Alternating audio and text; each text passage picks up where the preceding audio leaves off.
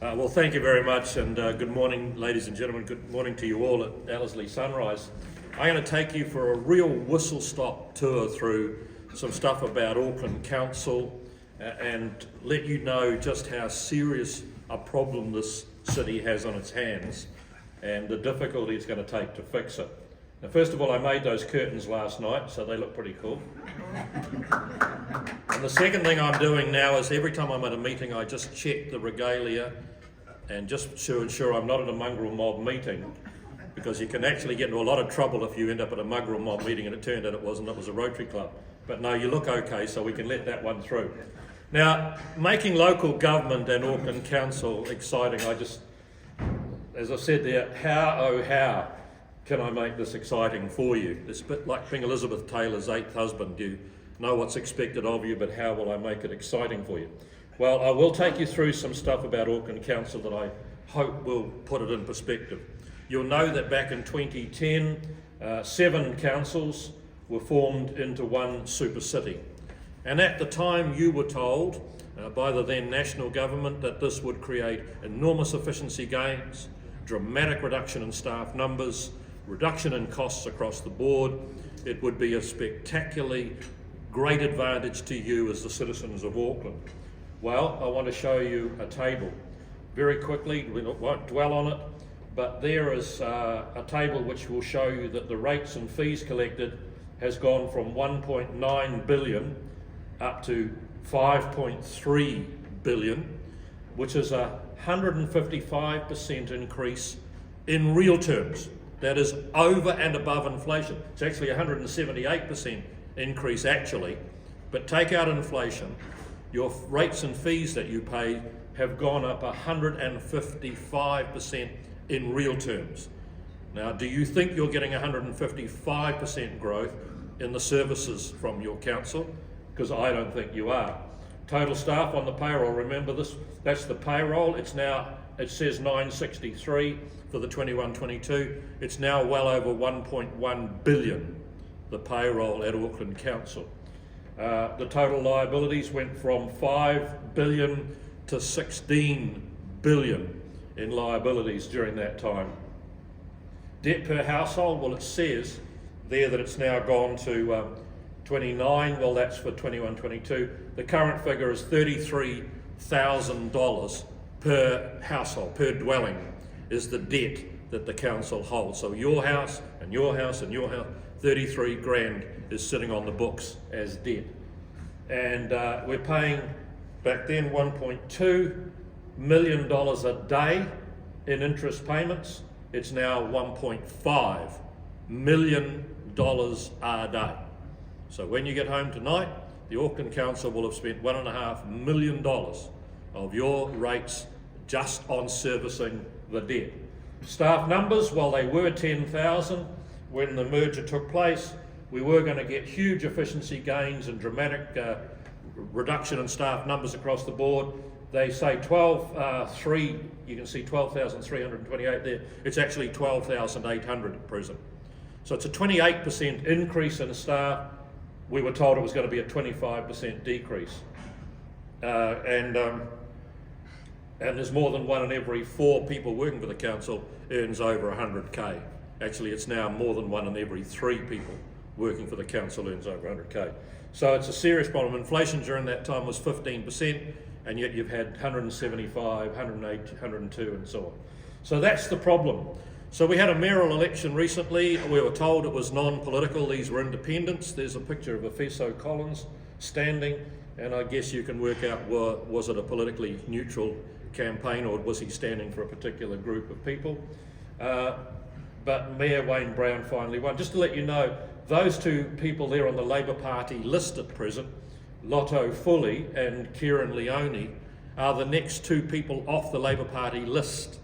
In fact, if a Labour Party person died or resigned, they would leave the council and be into Parliament off the Labour Party list. So when they keep saying, oh, we're politically neutral and so on, they stand with Labour Party signs on them and they're on the Labour Party list, but somehow you're supposed to believe they're politically neutral.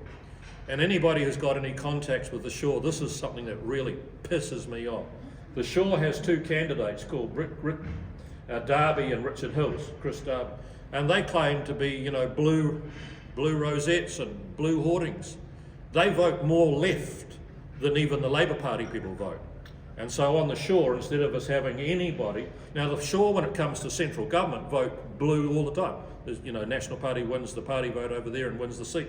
But they put those hoardings up. Richard Hills would be one of the most left-leaning councillors. So I've said, why don't you put up red hoardings? Oh, I'd never get elected if I put up red hoardings on the North Shore. So in my ward, people said, oh, well, you know, you stood because of the National Party. And I said, no, I didn't. I'll show you in a minute. Now that's my ward, the Howick ward, which goes right down into Takanini, right down past Ormiston and Flatbush. Just to give you an idea of how big we are, it's broken up into three areas. There's the Pakuranga, there's the Howick, and then there's the Botany, what's called subdivisions. But we are bigger than every other city in New Zealand other than Christchurch and Wellington. Just that ward. We are bigger than Hamilton, we are bigger than Dunedin, we are bigger than Palmerston, and yet they've got a council and 14 councillors and a mayor, 15 councillors and a mayor, and yet there are only 2 of us that represent this entire ward of 157,000 people. So just get an idea of the size of what's got to be managed compared to. Now, there you go. I don't think you can say I was standing for any particular political party with my hoardings and my handouts. Yeah, okay. Right, so now let's, that was finally the result. I was told I wouldn't stand a chance of bowling the incumbent Paul Young. He was so popular and he would do it easily, but I managed to do it. So now the first thing I want to do is check with you about your rates versus the Consumer Price Index, because I've said already going up above the CPI means a real increase. Here is the history of the data. Now I don't want you to read it, it's too hard to read, but what I do want you to know is that rates now include a universal annual general charge. They include there's an integrated transport levy, there's a water quality targeted rate, there's a natural environment targeted rate, there's a climate action targeted rate. These all get it on. You look at your rates bill, it's just we just add on some more, and add on some more, and add on some more. And what's more important is if I graph that numbers, that's what's happened to rates since the council was formed, and that's what happened to CPI. In other words, you've had a 31% growth in the CPI since the very beginning, but a doubling of that in terms of what you're paying or what you're being charged. And it's just got to stop. The only reason I decided to stand for this job and the reason I've got to be the Expenditure Control Chairman is I want to rip the guts out of the spending that's going on here. It is crippling. This has nothing to do with Auckland Council, but I love this graph just so you know why, relative to the United States, our dollar is now worth 60 cents.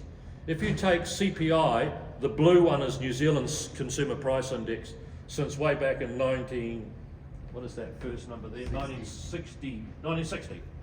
But let's start from about 1975, from about there. We were worth about $1.20 to the US dollar.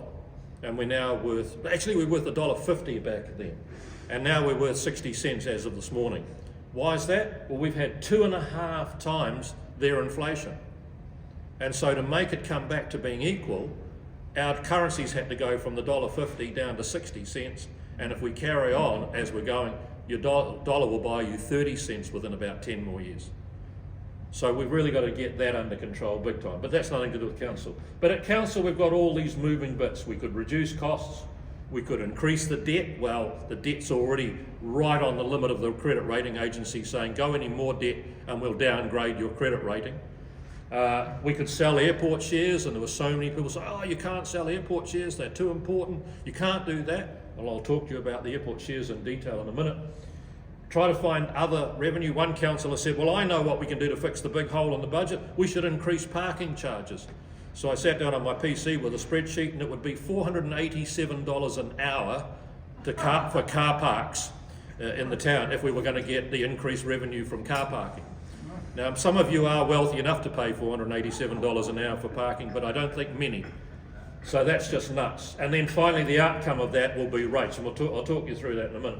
So if we talk about debt, now I don't expect you to be able to read that, but we started this year with 11.1 billion of debt, and so far this year, that's up till May, we've added 872 million more to the debt mountain just this year. Just this year. And that 11.96, as you can see, is now 12 billion of actual debt.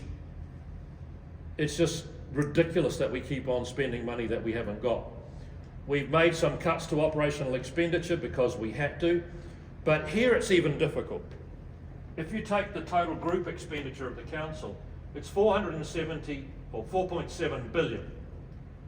And you say, well, that's the number you've got to try and make some cuts to. But the first problem is, there is this light blue patch for which we have all these council-controlled organisations that are independent of the Auckland Council. Do any of you know who Tātaki Auckland Unlimited is? Do any of you know who Iki Panuku is? Right, some of you know that. But I have to tell you that what's on the label is not what's inside the can. Because they say they're council-controlled organisations, but we have no control over them. We have no say over them. They have their own boards, they run their own operation. Auckland Transport, in my view, is an operation that's so out of control it's not funny. Making decisions that are just appalling left, right and centre, and I'm going to show you one of those. So the problem we've got is, if you take out all of that pale blue, we're down to under half, and then you take things like finance costs and depreciation, that's interest payments and depreciation, which you've got no say over, because if you've got debt, you've got to pay the interest on it. So we're now down to this part of the blue, and then if you take out this part, which is local boards, you end up with this problem. You end up, instead of it being 4.72, you end up with it being 1.1 billion that you've got any say over, because the rest is either at CCOs, or it's at debt servicing, or it's local boards who have their own budgets in their own way and won't be told at all what you think they should spend their money on or not. So cutting expenditure is nowhere near as easy as it looks.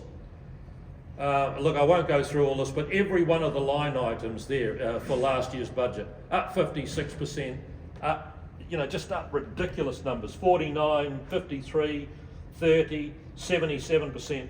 All those increases from those budgets for those areas, while inflation was running at 13%, that's straight off the Reserve Bank, at 13%. You can't run a business like that with your costs, or you'll go broke. You'll absolutely go broke. And I'll give you an example, just one example. If you take the department called Customer and Community Services, I know you won't be able to read this, but look, here's something called Parks and Community Facilities. Their budget in 2019 was 88 million. Their budget last year was 177 million. A 200% increase in the parks and community facilities, a 200% over 3 years. You tell me your parks are getting mowed more frequently and they're being cared for more. No. What proportion of that is contracted services? But most of it is. Right. And they are being fleeced blind by their contract services. I've tried, but the lawyers won't let me. I've tried going back to the big contractors and saying, you're taking a 10% cut in your total contract fees.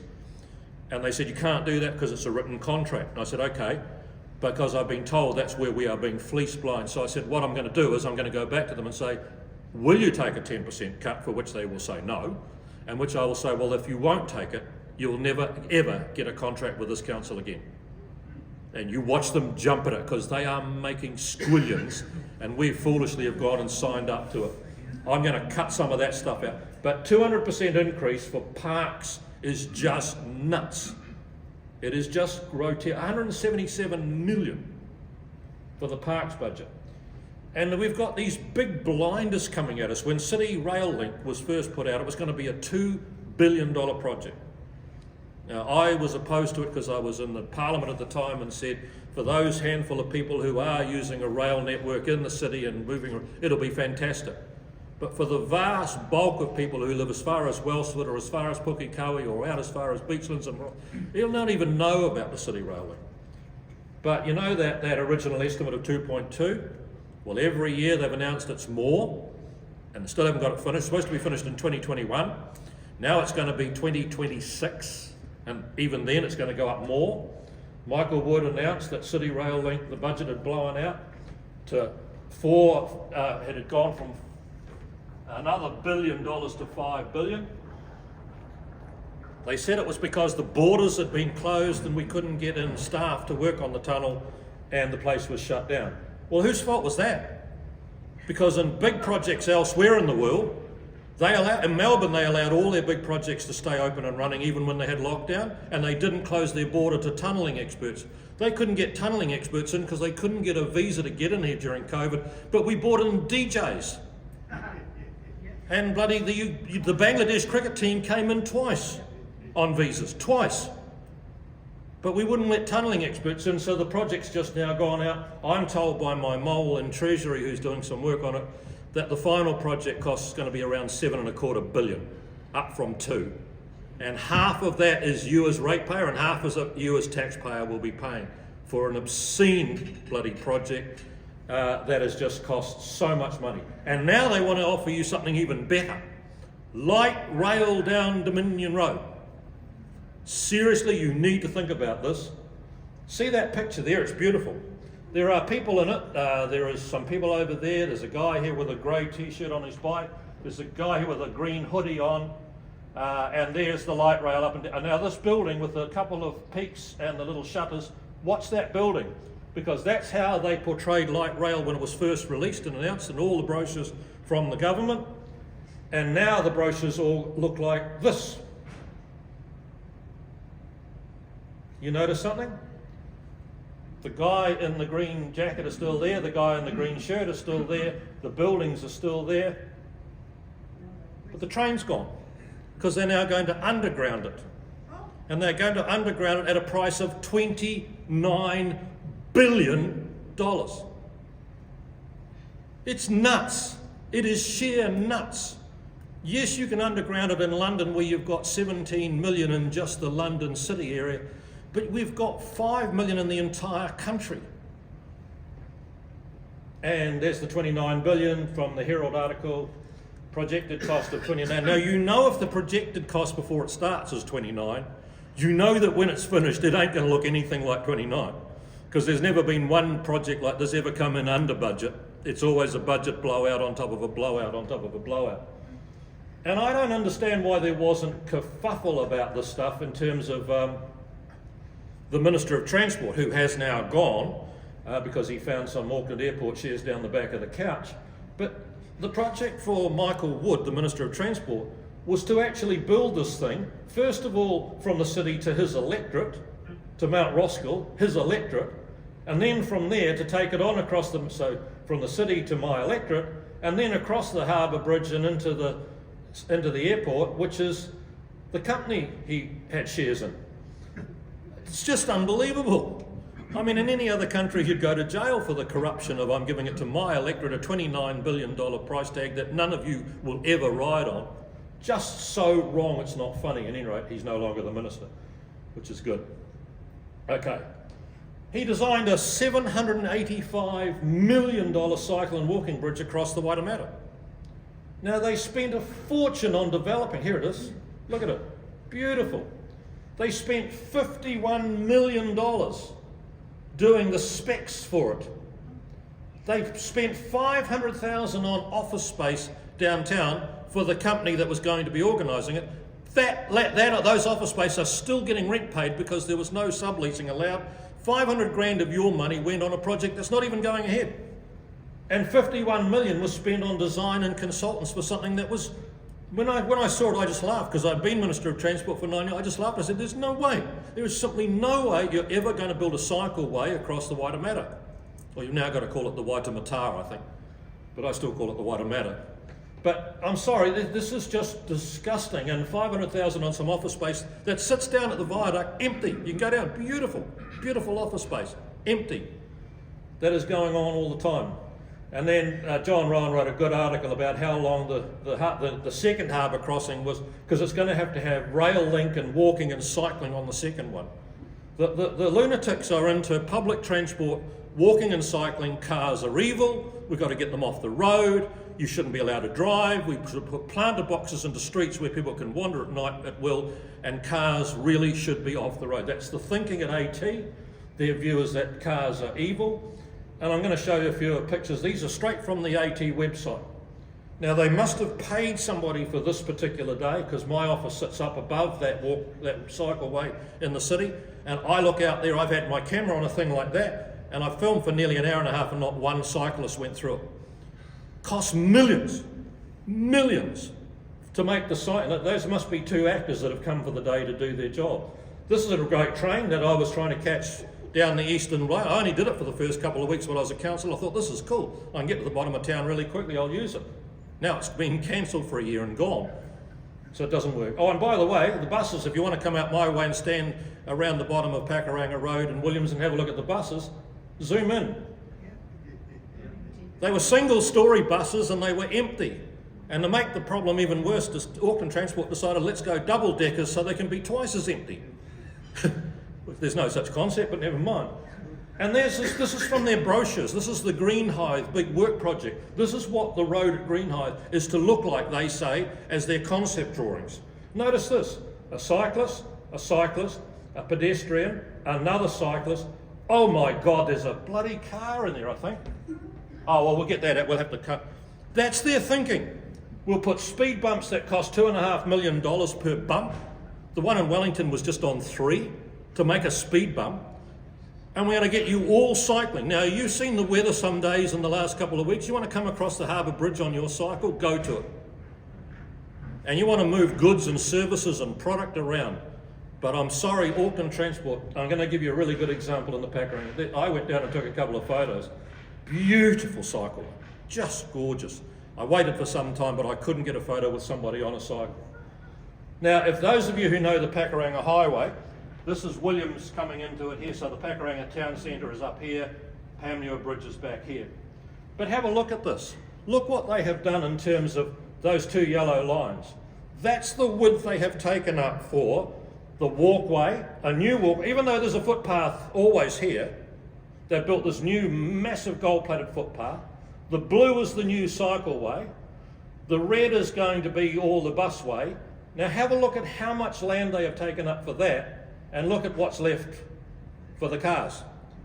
Trying to come around Lagoon Drive some days is just a mind-numbing experience. Just mind-numbing.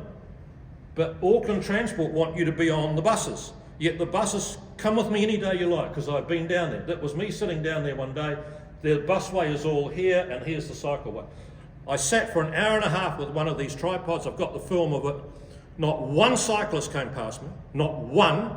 And every bus that went by, we counted the numbers. One had 2 people in, but the others didn't have any other. Oh, sorry, they all had a driver, but they didn't have anybody other than the driver. Double-decker. This is what your money is being spent on, and it's an outrage. Now, here's a good little Pakuranga example for you, but you don't need to know where I'm talking about. This is Sunny Hills School, okay? And I'm going to explain it. So here's a place called Glenmore Road, here's Fisher Parade, and here's Fordyce. And that's Fordyce Avenue that runs up there. They are tearing that place to pieces and putting all sorts of roundabouts and safety bumps and garden planter boxes to stop traffic and so on. So here's what I've always said as a minister. What's the evidence for the problem you're trying to cure? Show us the evidence. They won't. So I put an Official Information Act. How many injuries, how many deaths, how many serious injuries and how many moderate injuries have occurred. In the last decade, actually no, this is for the last 5 years on this one, there were 3 minor accidents only. And when I spoke to the Pakuranga Rotary Club recently, I said the first one was up here on the corner of Fisher Parade and Fordyce, where a car nicked another car coming out of the intersection without seeing it coming. And a lady, Mike Collins, who was the president of Pakuranga, his wife Kim yelled out, "That was me." So we even know who had that accident. There was another one up here at the top at Glenmore where again a lady came out, nothing to do with school hours or anything, and she clipped the car coming along Glenmore because she didn't see it. Now there truly was in the last 5 years one minor accident outside the school, and that's where a mother who'd picked a kid up backed into a car behind her. And for that, they're going to try and change the speed limit all through that whole area, both down the boulevard and so on, because of that. Now look, if we were injuring our kids or killing our kids or anything, count me in for a solution that needs to be found to fix it. There is no problem. But they're spending $1.5 bloody million putting some planter boxes and a roundabout on Fordyce to try and calm the traffic down. You can hardly get through there. You can't get through there at present. It's just, look, talk about the lunatics running the asylum. It is just madness. Now here's some data from the last census for the Howick ward. So this is for the Howick ward. And I don't expect you to be able to read the numbers, but I'll give you them. The number of people who use a car, that is either drive, travel as a passenger in one, or use a company, 92.9. Have we got a problem with timing? We will be. Okay, I'll finish very quickly. Because I can imagine the questions are going to be. Okay. Yeah, all right. 92.9% of people use a car. I reckon that's 93, eh? Let's go with 93. And the rest is cut up, but some of that are using buses and trains, and some of them that are using cycles and walking and so on. Why the hell is the 93% not what the money's spent on? It's almost the reverse. We're going to spend 93% on cycling and walkways and busways and so on, and you motorists can stay stuck on the Pakuranga Highway that was taken at 9:16 a.m. one morning. Just disgraceful. I won't go too much into the rest. Oh, I'm only going to make the speed limit down to 50k. No one drives at 50k on the Pakuranga Highway. Not even the vicar on his way to church on a Sunday drives at 50k. So, I'll flick through some of it. You don't need. I just wanted to show how much the rest of Auckland's got by way of state highways, train sets, busways and so on. But look at that big red piece of leg of lamb. Nothing. No state highway. No train sets. No nothing. Yet we pay the same. We actually pay higher rates than others, and you get nothing out of it. I will go through this very quickly. Auckland Airport shares, we really should have sold them all. We own 266 million of them at about $8.50 a share. 2.26 billion. If we retired 2.26 billion of our debt, we would save ourselves a phenomenal amount of interest rates each year. About 103 million you'd reduce your debt servicing by. And the best dividend you could get, they say in the best year you'll get a 60 back. And in fact the dividend for the last, I can show you the dividend for the last 3 years. I remember these numbers really well. Where are they? There they are. Here's a question for Zero, the zero. just for a moment, if I might interrupt. Does anybody have any objections to us going a couple of minutes over time this morning? Well, they can walk out, they can leave. Is that all right? Okay. Okay, look, I'm nearly Fire finished. So, Fire ahead. and in fact, I will finish quite quickly. So in the end, we had to find a budget gap of 325 million plus another 50 for the stormwater. That was in the first year for 24, and we ended up with what I thought was a hodgepodge mix of these things. We landed on only a reduction of 83 million of debt. It should have been around about 500 million of services cutting that we should have been doing to reduce costs. We've increased our debt by another 105 by just borrowing for that. We've sold 7% of our airport shareholdings, which was, we should have sold the bloody lot. And your rates, by the way, as you'll know, let's forget this stuff, I'm trying to go fast as I can. There's your rates. No, that's all right. That's what it ended up with. Your rates bill was going up 11%. Fortunately, we had a couple of things we could do some mitigation with. Stop spending money on the water quality targeted rate, stop spending money on the natural environment target, because we're not doing anything with that money, we just take it off and it's sitting in a fund. So we just moved all that over and said the real effect will be 7.7.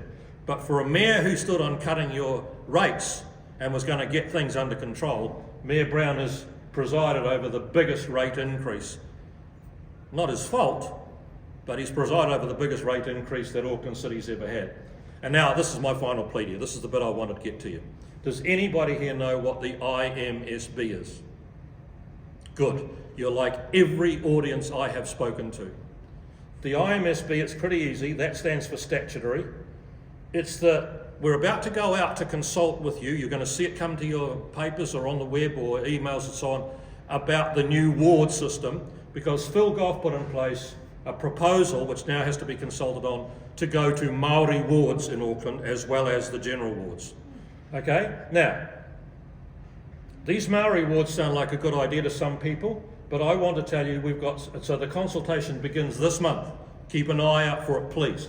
But what I want to go back to you is, that is called the Independent Maori Statutory Board. That already exists. It is made up of 9 people, unelected Maori, who sit on every committee of council. I've got them on my expenditure control. They have voting rights. They vote down everything I try. I get about a 50-50 vote for council. IMSB, 2 votes come in, we lose it. And I can't do it. They are unelected. They cost $3.4 million for 9 people, so you work out what that is per person. They're on decision-making committees. As I said, I've got them on mine.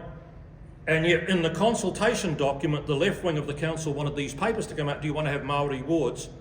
Without telling you we already have a Maori statutory board who is unelected but has 2 votes on every committee and decides things for you. So please know that if you want Maori wards, please have them and not the statutory board, or have the statutory board and not the wards, or as I would vote for, none at all. But that's up to you. But it's coming. Please be aware Maori are represented, overrepresented already in these boards, and I want everyone to know about that. There's my committee, and as you can see, it's got 2 IMSB members on my committee, and they change nearly every vote that I try to get through. So it's coming to you nearby. Please take place. I'm going to finish now, but if you don't take part in the consultation and say what you want, you'll end up with this.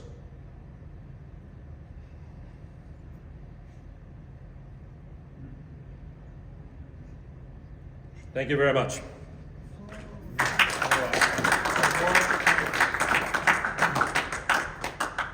you very much. That was swarming so far. But in the meantime, questions? Yeah, what's the solution? Well, the problem that exists first is that, unlike central government, you get to be Prime Minister because you can go to the Governor-General and say, I command a majority in the Parliament. That's how you become. You don't vote for your Prime Minister in New Zealand. The Prime Minister is just one member of Parliament. Chris Hipkins is standing for Rimataka. Christopher Luxon is standing in Botany. He'll just become the member for Botany. But he can go to the Governor-General and say, I have a majority in the Parliament. You get to be Prime Minister. And you know then, whenever you announce anything, whatever it is you announce, you know that when it goes to the legislature for voting, you've got the numbers. But in local government, the mayor is 1 vote. And the other 20 of us around that table could all be anti. So the mayor can say, vote for me and I'll do this, this, this and this. And every time he puts something up, and it's happened quite regularly, you can't get the 11 that you need to make the majority. And the problem is the left are well mobilised. As I showed you, Labour Party is heavily, there are about 8 Labour members on that council. But the stupid bloody National Party won't allow anybody to stand for them for local body politics. And when you ask them why, because I've asked the National Party why, they say, well, we never have. It's a really good answer, that was. And so while that's the case, you've got an operation where you cannot guarantee to do anything because you can't put up a manifesto or a series of things. Wayne Brown put up a lovely document saying what he was going to do, but he hasn't got the numbers. And so my view is we've got to change local government quite dramatically, make it a way more business based, make it all that we need a proper finance process like the central government has with a Public Finance Act where you have to put budgets up and vote for them through. Because officials are running that place. I promise you that, in Britain, yes, ministers are comedy, but here it's a documentary in terms of how officials run the place. Yeah, I've had a look at some budget, some council agendas, and I feel sorry for the councils actually. It's mind-numbing, and that's the bureaucrats drive the whole thing because they don't want to change. Yeah. Maurice, I drive a car and I'm also a pedestrian and I'm a cyclist. But I do despair about how it needs to be one or t'other. Correct. And it always turns into that discussion. But in my morning walk 2 days ago, to be crossing the Kingdon Street pedestrian crossing, rail crossing, and Kingdon Street is right in the middle of Newmarket. So I live near Newmarket. That crossing at 6:30 in the morning onwards has hundreds of people crossing it. There's a notice there saying it's open for consultation that crossing is going to be closed. Mm-hmm. This is where I don't understand the thinking in Auckland Transport. I'm now stopping the people I see in the morning and saying, do do you know that in a little Oh. while, you might at the hospital and they're using public transport, they're crossing that crossing and they're walking out Carlton Road to work. It's just the most ridiculous. Correct. Kind of, it's just frivolous. Look, let me It's pick sort up. of time wasting. Let me pick Why up your is it first so- sentence. I agree it shouldn't be just one. I'm not just roads only. There should be a proper balance of it, and the more you can use public transport, the better. Yeah. I worked for British Airways in London many years ago. I was there for just over a year. I never owned a car the whole time. The Underground Rail was you could get to anywhere from anywhere whenever you wanted, just that quick. You just went down, used your Oyster card, and you could go anywhere. But the problem with that is this. One lady at a meeting when I was Minister of Transport said, I've just been in Hong Kong and they've got this fabulous underground rail network and that's what Auckland should have. And I said to her, I'll tell you what, you give me 7 million people between Parnell and Ponsonby and I can give you a fabulous underground rail network. But we at that stage had 4 million people in the entire country, bigger than the United Kingdom, New Zealand. But where you've raised what is the problem that you're trying to solve, I have never seen anyone jump the fence when there's been a train coming with its on automatic gates. So to take it away Correct. costs us all hundreds of thousands of dollars. It's there. We've spent No, money you're and right. people are using it. And it makes getting to work probably 10 minutes faster for people. Correct. So I don't know what is driving that thing. Well, I've got a meeting with Auckland Transport in a week. I will raise that again with them. But I've had them on. I fought like hell as the local member and the Minister of Transport to get the speed limit on the Pakuranga Highway raised to 60. Because nobody drives at 50. Just nobody. You're all bloody breaking the law. Now that the lunatics are back running the asylum, they've taken it back down to 50. I've driven it in the last few days. I've never been down at 50. Everyone around me is driving at 60. It's just it's a 3-lane arterial. It's not, look, in little cul-de-sac quiet back streets where kids play ball, 30's even okay. But on a big 3-lane arterial, more traffic on the Pakuranga Highway than any other road in New Zealand other than State Highway 1 between Tip Top and Newmarket Viaduct. That's how much traffic goes. There's 86,000 vehicles per day on the Pakuranga Highway and we're going to make it 50k. What is stopping people of Auckland asking for a referendum to have all the CCOs rolled back into? Well, we're looking to try and do that. We've got some commitment from hopefully a change of government who've said the experiment hasn't worked. And if they're going to be CCOs, then they have to have that middle word controlled where we have some say. Right now, Auckland Transport go whenever I raise anything with them because they're independent by statute and they just say get stuck. You can't, and yet we fund them.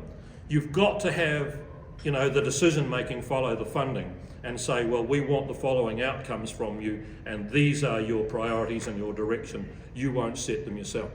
So I'm hopeful of some change to come. I'm hopeful the central government will say the experiment hasn't worked well and we need to change the whole structure of the Auckland Council to sort of pick up on the benefits that we thought could happen, but to also kill off some of the problems that are there.